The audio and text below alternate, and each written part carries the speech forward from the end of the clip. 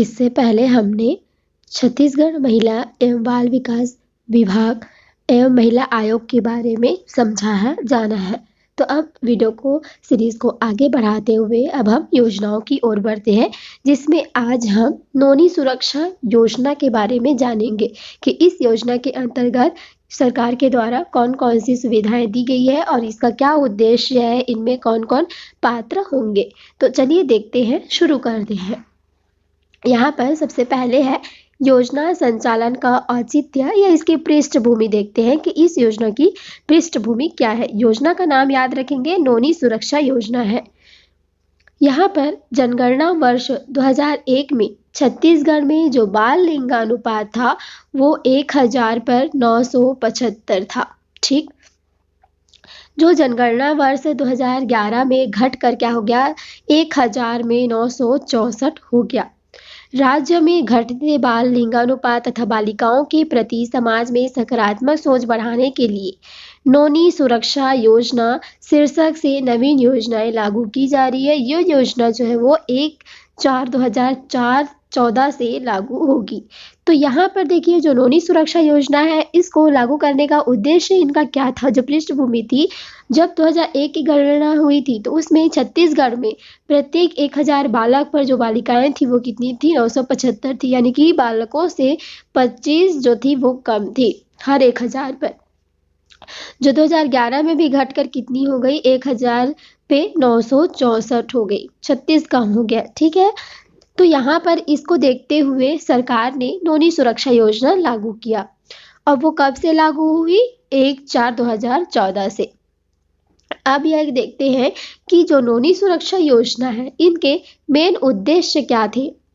पहला है प्रदेश में बालिकाओं के शैक्षणिक तथा स्वास्थ्य की स्थिति में सुधार लाना, उनकी शिक्षा और हेल्थ स्वास्थ्य के बारे में सुधार लाया जा सके।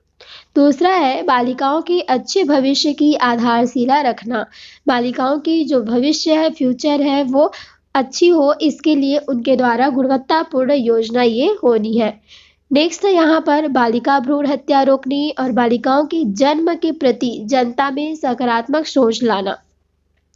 कई बार क्या होता है, बालिकाओं से रिलेटेड कई प्रकार की यहाँ पर नकारात्मक सोच रखा होता है लोगों में, तो उसको दूर करने के लिए सरकार के द्वारा यहाँ पर उनमें सकारात्मक सोच लाने के लिए विभिन्न कार्यक्रम या योजनाएं सरकार के द्वारा बनाया जाता है, जिसमें नौनी सुरक्षा योजना भी एक मेन इनका उद्देश्य था। जो लास्ट है वो है बाल विवाह की रोकथाम। कई बार क्या होता है, बाल विवाह कर दिया जाता है, लड़कियों का तो कोई पढ़ना लिखना काम है नहीं करके उनको बाल विवाह कर लिया जाता है, तो उनमें भी रोक लगाना इस योजना का मुख्य उद्देश्य रहा है। तो इन मेन उद्देश्य को याद रखेंगे कि जो भी प्रदेश में बालिकाएं हैं उनकी शिक्षा और स्वास्थ्य के बारे में सुधार लाना है, उनमें बाल विवाह को रोकना है, उन्हें अच्छे भविष्य की आधारशिला देनी है ताकि उनका फ्यूचर अच्छा हो, और यहाँ पे भ्रूण हत्या, जो बालिका भ्रूण हत्या होती है उनको रोकना है, और बालिकाओं का जो जन्म होता है उसके प्रति जनता में सकारात्मक सोच लाना है। जो भी उनके मन में नेगेटिविटी है इसके लिए उसको दूर करके उसे सकारात्मक में बदलना है। तो यही इनका इन योजना को लाने का मेन उद्देश्य था।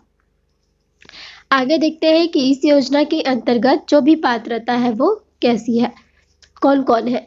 तो देखते हैं, बालिका का जन्म 1 अप्रैल 2014 के उपरांत हुआ हो। ठीक, इसके समर्थन में सक्षम प्राधिकारी, ग्राम पंचायत, नगरीय निकाय शासन द्वारा समय समय पर घोषित द्वारा जारी जो जन्म प्रमाण पत्र होता है उन्हें संलग्न करना। तो 2014 1 अप्रैल 2014 के बाद 2014 में लागू हुई थी नौनी सुरक्षा योजना। तो इसके उपरांत जिन बालिकाओं का जन्म होता है तो उनके समर्थन में जो भी प्राधिकारी है, या तो ग्राम पंचायत हो गए या नगरीय निकाय या शासन के द्वारा उनकी जो जन्म प्रमाण पत्र होती है उनको संलग्न करना है। दूसरा है बालिका के माता पिता छत्तीसगढ़ राज्य के मूल निवासी होने चाहिए। एक तो वो 1 अप्रैल 2014 के उपरांत पैदा हुए हों। दूसरी बात, उनके जो माता पिता हैं वो छत्तीसगढ़ के ही मूल निवासी होने चाहिए। इसके लिए तहसीलदार, नायब तहसीलदार द्वारा जारी प्रमाण पत्र अथवा BPL कार्ड या फिर स्वास्थ्य बीमा कार्ड जो है वो लिया जा सकता है। नेक्स्ट है यहाँ पर जो बालिका गरीबी रेखा के नीचे जीवन यापन करने वाले परिवार की होती है, ग्रामीण विकास विभाग की अद्यतन गरीबी रेखा की सर्वे सूची वर्तमान में ग्रामीण क्षेत्रों में वर्ष 2002 एवं शहरी क्षेत्रों में 2007 की सर्वे सूची मान्य है। तो यहाँ पर जो 2002 जो ग्रामीण क्षेत्र में इनका सर्वे हुआ था जो गरीबी रेखा वाला, और जो शहरी क्षेत्र में जो सर्वेक्षण हुआ था वो 2007 में हुआ था। तो इसके अंतर्गत जो भी बालिकाएं हैं जो गरीबी रेखा के नीचे जीवन यापन करते हैं वो होने चाहिए। और चौथा यहाँ पर योजना अंतर्गत लाभ 2 संतानों यानी कि दोनों क्या होनी चाहिए, बालिकाएं होनी चाहिए, ताकि सीमित होगा। अर्थात यदि 2 बालक पश्चात तीसरी बालिका है तो लाभ की पात्रता नहीं होगी। प्रथम अथवा द्वितीय बालिका होने के संबंध में आंगनबाड़ी कार्यकर्ता, एएनएम, सरपंच, पार्षद, पंचायत सचिव द्वारा जारी प्रमाण पत्र संलग्न करना होगा कि इनकी कितनी बेटियां हैं, 2 जो है वो बेटियां होनी चाहिए, तो वही इनकी जो भी योजना है इसके पात्र होंगे। दूसरी बात, द्वितीय बालिका की दशा में आवेदन करने से पूर्व माता या पिता द्वारा परिवार नियोजन का स्थायी विकल्प अपनाया जाना अनिवार्य होगा।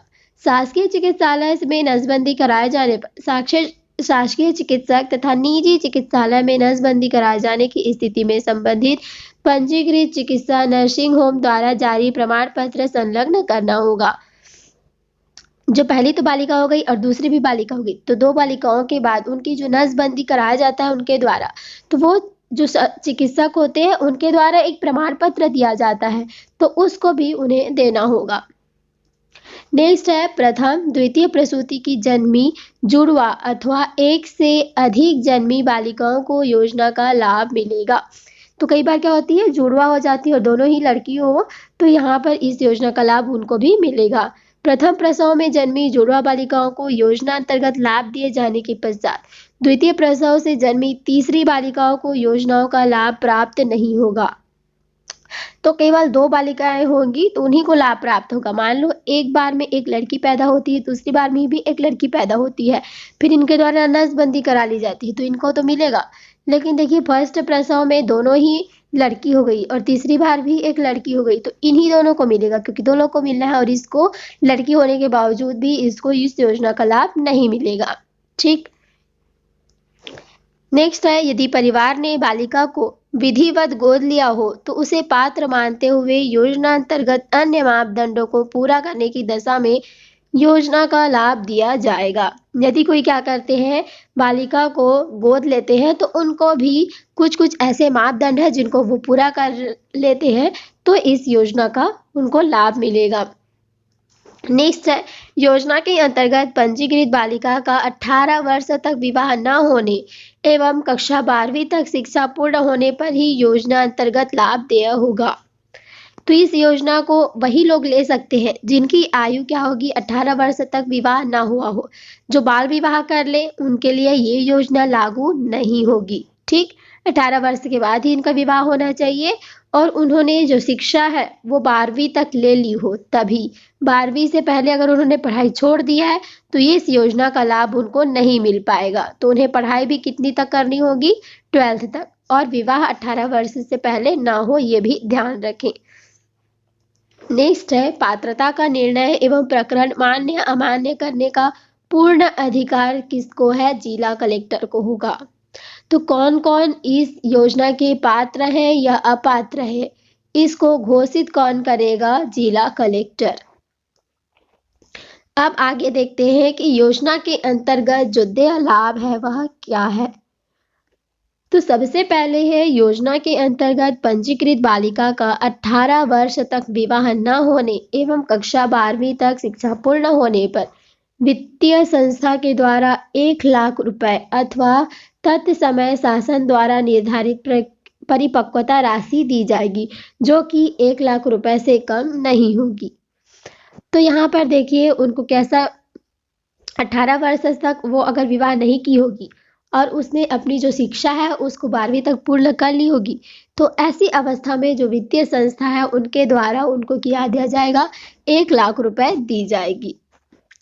दूसरी बात, यहाँ पर पात्र या पंजीकृत बालिका के नाम पर भारतीय जीवन बीमा निगम को 5 वर्ष तक प्रति वर्ष 5,000 रुपये अर्थात कुल 25,000 रुपये विनियोजित किए जाएंगे। एलआईसी को दी गई राशि का 10% अतिरिक्त कार्पस या अंशदान निधि के रूप में एलआईसी को योजना प्रारंभ से दिया जाएगा। ताकि परिपक्वता राशि 1 लाख रुपए से कम हो तो कार्पस अनुसंधान निधि से अंतर की राशि की प्रतिपूर्ति की जा सके अथवा रुपए के संभावित अवमूल्यन को ध्यान में रखते हुए परिपक्वता राशि बढ़ाई जा सके। तो यहाँ पर देखिए जो बालिका है उसके लिए भारतीय जीवन बीमा निगम को कितने 5 वर्ष तक 5,000 रुपये दी जाएंगी, जो कुल कितना हो गया 25,000 रुपये। तो ये क्या है, अगर उनको 1 लाख रुपए से कम राशि अगर दी जा रही है तो वो इससे पूर्ति हो जाएगी। आगे है यहाँ पर आवेदन प्राप्ति से लेकर भुगतान तक समस्त औपचारिकताओं की पूर्ति भारतीय जीवन बीमा निगम के द्वारा ही होगी। इस हेतु भारतीय जीवन बीमा निगम एवं राज्य सरकार के मध्य अनुबंध किया जाएगा।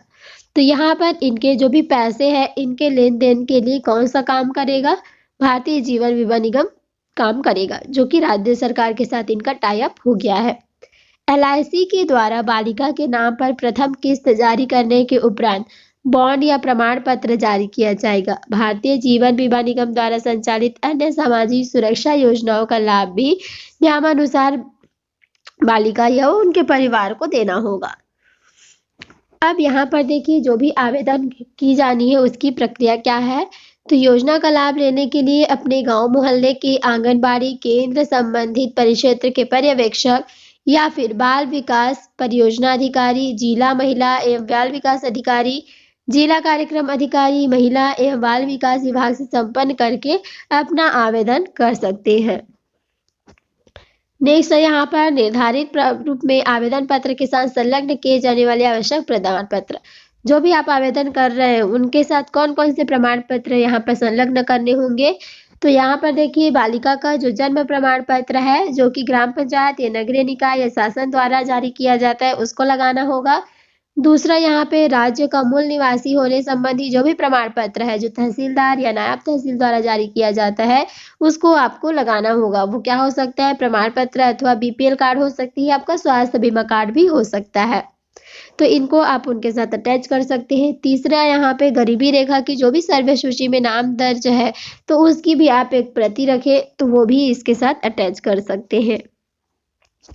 फिर है यहाँ पर द्वितीय बालिका होने की स्थिति में स्थायी परिवार नियोजन विकल्प अपनाए जाने संबंधी जो भी प्रमाण पत्र शासकीय चिकित्सालय से नसबंदी कराए जाने पर साक्षी चिकित्सक तथा निजी चिकित्सालय से नसबंदी कराए जाने की स्थिति में संबंधित जो पंजीकृत है वो चिकित्सक या नर्सिंग होम द्वारा जो भी प्रमाण पत्र जारी किया जाता है उसको भी यहाँ पर अटैच करना है।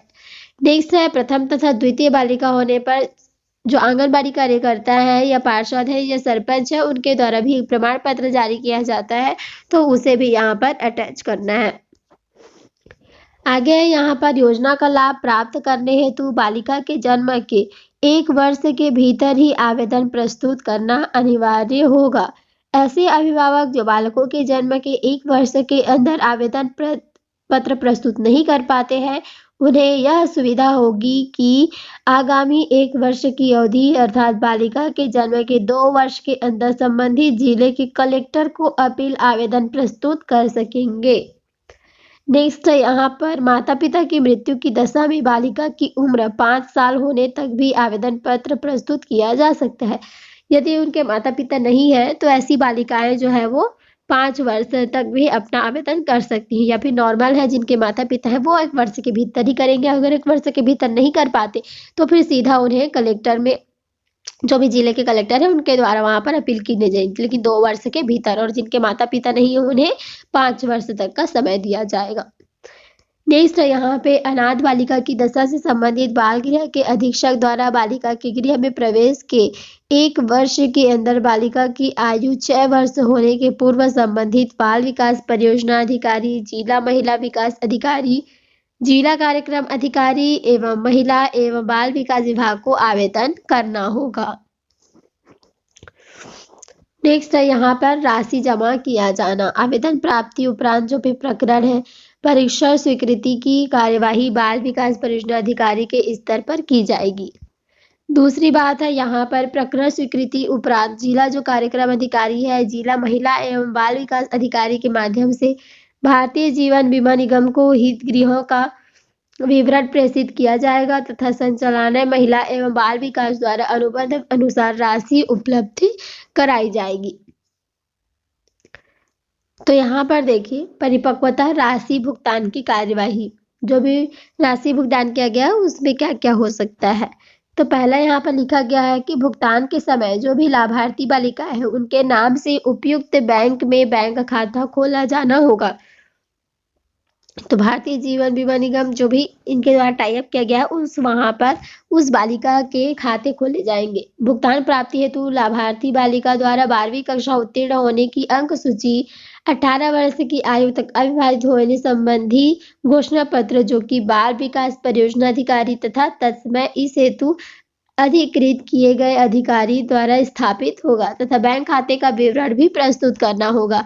परिपक्वता राशि जो है वो बैंक खाते के माध्यम से भुगतान की जाएगी। नेक्स्ट है यहाँ पर यदि 18 वर्ष की पूर्व बालिका की मृत्यु हो जाती है तो यह राशि राजसात कर ली जाएगी। नेक्स्ट है योजना का क्षेत्र। योजना का क्षेत्र संपूर्ण छत्तीसगढ़ में होगा, किसी विशेष क्षेत्र के लिए नहीं है, यह पूरे प्रदेश के लिए है। योजना की मॉनिटरिंग, अब यह योजना जो है नोनी योजना, इसको जो मॉनिटरिंग करेगा वो क्या है, योजना के संचालन या मॉनिटरिंग हेतु अनुभाग स्तर पर अनुविभागीय दंडाधिकारी, जिला स्तर पर जिला कलेक्टर तथा राज्य स्तर पर सचिव आयुक्त की अध्यक्षता में कमेटी गठित की जाएगी। कमेटी जो है वो 100% पात्र लाभार्थी को लाभ दिलाया जाना सुनिश्चित करेगी। साथ ही योजना संचालन के आने वाली कठिनाइयों का निराकरण करते हुए योजना प्रावधानों के क्रियान्वयन के संबंध में उचित अनुशंसा करेगी। अब नेक्स्ट है सचिव छत्तीसगढ़ शासन महिला एवं बाल विकास विभाग को योजना के संचालन में आने वाली कठिनाइयों के सुधार, संशोधन तथा योजनाओं के किसी भाग को निरस्त करने का अधिकार रहेगा।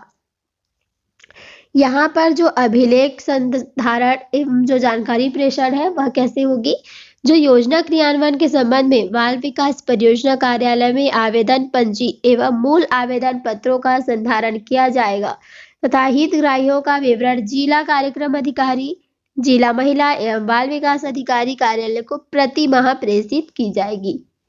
जिला कार्यक्रम अधिकारी, जिला महिला एवं बाल विकास अधिकारी कार्यालय द्वारा बाल विकास परियोजना अधिकारी के माध्यम से प्राप्त हितग्राहियों का विवरण LIC एवं संचालय महिलाओं एवं बाल विकास विभाग को प्रति माह ही प्रेषित की जाएगी।